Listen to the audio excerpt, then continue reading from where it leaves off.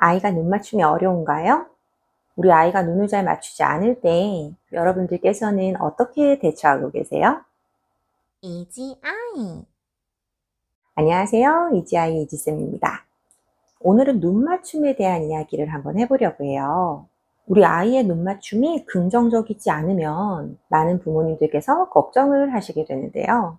오늘은 첫 번째, 눈 맞춤이 잘 되지 않는 아이들의 양상과 두 번째, 그 양상들별로 눈 맞춤을 긍정적으로 도와줄 수 있는 방법을 소개해 드리려고 합니다.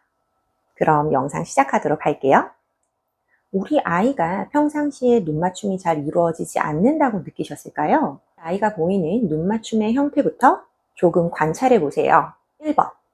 우리 아이가 어른과 자연스럽게 눈을 맞추는 상황일 때 어떨 때는 아이가 눈을 좀 잘 맞추는 것 같은데 어떨 때는 눈 맞춤을 피한다는 느낌이 들 때가 있다는 경우가 있어요. 이걸 조금 더 들여다보면 아이가 무언가 원하는 게 있을 때만 주로 눈을 맞춘다라는 경우가 있을 수 있고요. 또 좀 편안한 상황이고 상대랑 이렇게 거리가 좀 떨어져 있고 자기 전이라든지 이렇게 좀 이완된 상태일 때, 낯설지 않을 때는 눈을 좀 잘 맞추는 편인데 상대방과 너무 가까이 있거나 상대방이 좀 부담스러운 상황에서는 눈을 잘 맞추지 못한다. 이런 경우가 있을 수 있어요. 또 어떤 양상이 있냐면 아이가 자기 좋을 때는 눈을 잘 맞추고 부모가 무엇을 시키거나 좀 적극적으로 우리 아이랑 이야기를 나눠보려고 하면 눈 맞춤이 어려워진다 하는 경우가 있기도 해요. 이렇게 1번은 우리 아이가 어떨 때는 눈을 조금 맞추고 어떨 때는 안 맞추는 그런 경우였고요. 두 번째 양상은 아이가 대부분의 상황에서 눈을 잘 맞추지 않는 경우가 있을 수 있어요. 일단 어른의 말을 다 듣고 있는 것 같기는 한데 어른의 눈을 잘 쳐다보지 않는 경우, 그리고 일상생활에서 눈을 잘 안 맞추고 어른인 나를 바라보는 것 같기는 한데 조금 공허한 느낌으로 바라봐서 눈 맞춤이 질적으로 채워지지 않는다라는 느낌을 받는 경우도 있을 수 있어요. 이렇게 눈 맞춤이 잘 안 된다라는 것은 다양한 양상으로 나타날 수가 있어요. 다양한 경우가 있다는 것은 그만큼 아이의 그 눈을 잘 맞추지 못하는 아이의 특성도 다양할 수 있다는 것이겠죠. 눈 맞춤이 잘 되지 않을 때 부모님들이 무조건적으로 섣불리 자폐 스펙트럼이라는 단어를 떠올리면서 걱정을 하시기도 하시고, 반대로 또 우리 아이가 성격이 좀 소극적이다 라고 판단하시기도 하세요.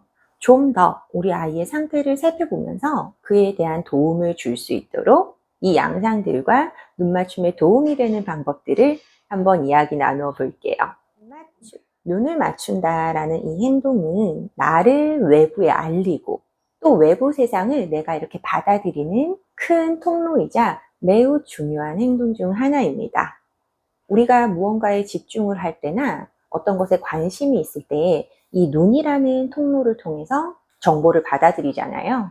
그래서 어떤 것에 눈을 맞춘다는 행동은 정말 중요한데요. 먼저 민감한 기질을 가진 아이들은 경우에 따라 눈 맞춤이 잘 안 되기도 해요.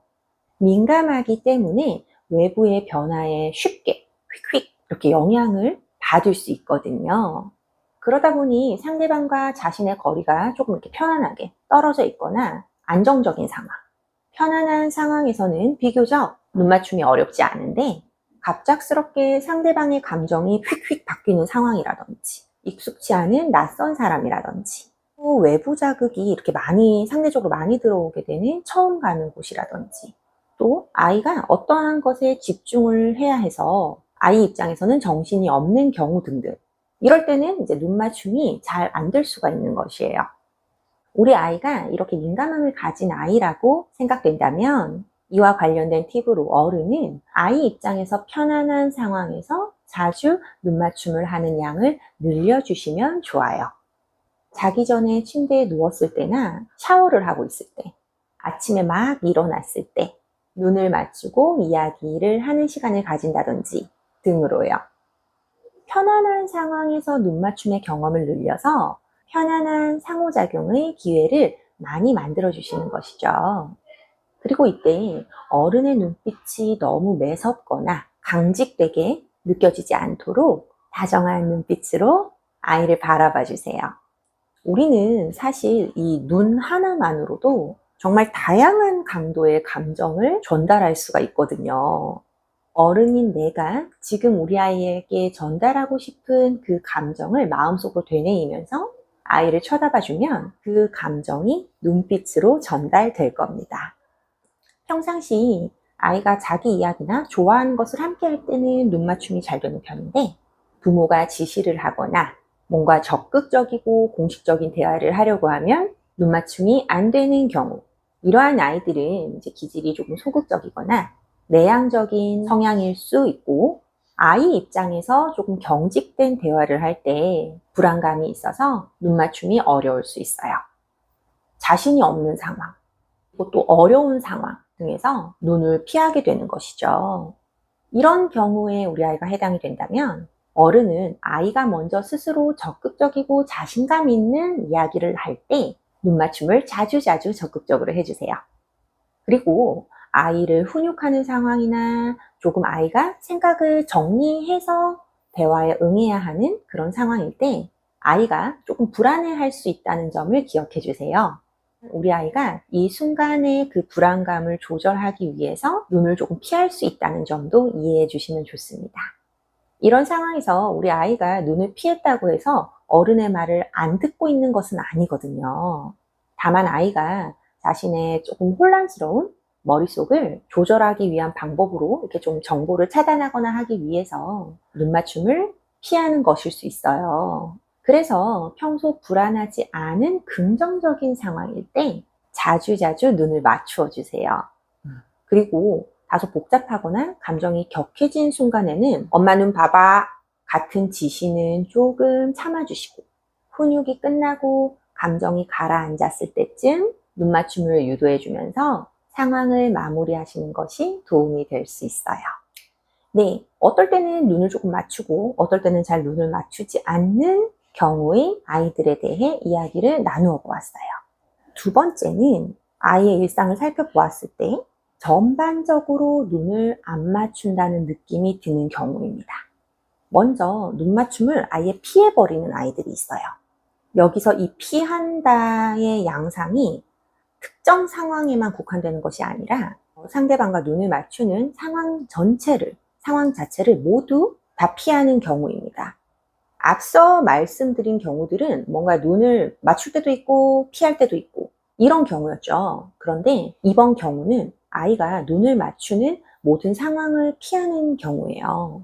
그래서 자기가 뭔가 원하는 것은 있더라도 눈을 이렇게 내리깔은 채로 원하는 것을 요구한다든지, 어른과 대화를 할 때도 자신이 재밌게 가지고 놀던 그 아이템, 그것만을 이렇게 쳐다보면서 대화를 한다든지 하는 모습이 나타납니다. 이러한 아이들을 보면서 어른들은 이 아이가 눈 맞춤 자체를 좀 어려워하는구나 라는 느낌을 받으실 수 있어요. 이 경우에 대한 대처 방법으로 이렇게 한번 해보시기 바랍니다. 우선 아이의 주변 시야를 활용하는 거예요. 아이가 눈 맞춤을 피한다고 해서 처음부터 아이의 얼굴을 잡고 눈 맞춤을 이렇게 시도하기보다는 아이가 좋아하는 물건이나 아이가 바라보아야 하는 사물을 통해서 그걸 어른인 내 주변부에 두고 아이와 눈을 직접적으로 맞추기 전에 우선 이 사물부터 아이가 쳐다보게 하면서 이 사물을 통해서 주변의 배경으로 있는 내 얼굴을 이렇게 자주 노출시켜 주는 겁니다. 아이는 이걸 바라보고 있지만 아이의 이제 주변 시야에는 저도 같이 들어오기 때문에 정확하게 눈을 맞춘 건 아니지만 아이의 시야에 제 존재가 들어와 있어요. 자주 연습을 하다가 아이가 쳐다보는 물건이 어른의 몸 쪽에 있었는데 점점 얼굴 쪽으로 이렇게 가는 거죠. 그럼 아이의 시야도 이렇게 따라 올라가면서 이 물건의 그 배경에 제 얼굴이 있을 거예요. 그러다가 이 물건이 얼굴에서 점차점차 이제 눈 쪽으로 가게 되는 거죠. 그러면서 아이가 이 물건을 보게 되면 그 배경에 제 눈이 자리 잡게 되도록 이렇게 천천히 물건의 위치를 옮겨주시면서 어른의 눈과 어른의 얼굴이 아이에게 자주 노출될 수 있는 시간을 많이 만들어주는 거예요. 눈이 직접적으로 맞춰지지는 않았지만 간접적으로 내 얼굴과 내 눈이 아이에게 노출이 될 수 있게 자주자주 해주시는 것이죠. 이러한 방법을 충분히 사용한 뒤에 그래서 우와 여기 헬리콥터네 이런 식으로 자주자주 사용하고 난 뒤에 본격적인 눈 맞춤을 도입해 주시면 아이에게 훨씬 더 도움이 됩니다. 마지막으로 우리 아이가 내 얼굴이나 눈 언저리를 쳐다보기는 하는데 무언가 공허한 느낌으로 정확하게 초점을 맞추지 않은 것처럼 바라보는 경우가 있을 수 있어요. 이러한 아동의 경우에는 자기가 상대방의 눈을 보아야 한다는 것은 인지를 했는데 상호작용의 의도가 이제 좀 적은 경우일 수 있습니다. 어른의 눈이나 혹은 어른의 눈 쪽을 바라보고는 있지만 다른 생각을 하거나 지금 함께하고 있는 이 활동에 참여도가 낮은 상태일 수 있다는 것이죠. 이런 경우라면 아이와 서로 바라보는 상황에서 먼저 어른이 다양한 표정을 지으면서 아이의 집중을 이끌어 보세요. 앞서 말한 것처럼 우리는 이 눈 하나로도 사실 정말 다양한 강도의 감정을 전달할 수 있거든요. 거기다가 표정까지 더해지면 훨씬 더 크겠죠. 그래서 아이의 눈 맞춤을 시도하기 위해서 너무 조급하거나 위협적인 눈빛을 지금 내가 아이에게 보내고 있는 것은 아닌지를 어른 스스로 점검하고 아이에게 지금 함께하고 있는 이 활동이 정말 재밌다. 이거 참 너무 흥미롭다. 하는 마음을 되뇌이면서 그러한 눈빛과 표정으로 아이의 주의를 이끌어 주시는 겁니다. 그러면 아이의 눈 맞춤이 보다 상호적으로 변하는 데 도움이 될 거예요. 네, 오늘은 저 이지쌤과 함께 눈 맞춤에 대한 이야기를 나눠보았어요.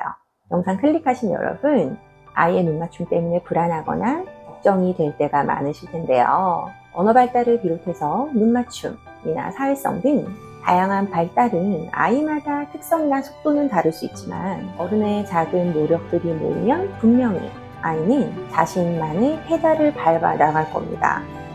오늘 내용이 도움되셨기를 바라고요. 만약에 도움되셨다면 구독과 좋아요는 저 이지쌤에게 굉장히 큰 힘이 됩니다. 그럼 저 이지쌤은 다음번 영상에서도 유익하고 도움되는 내용으로 찾아뵙도록 할게요. 감사합니다.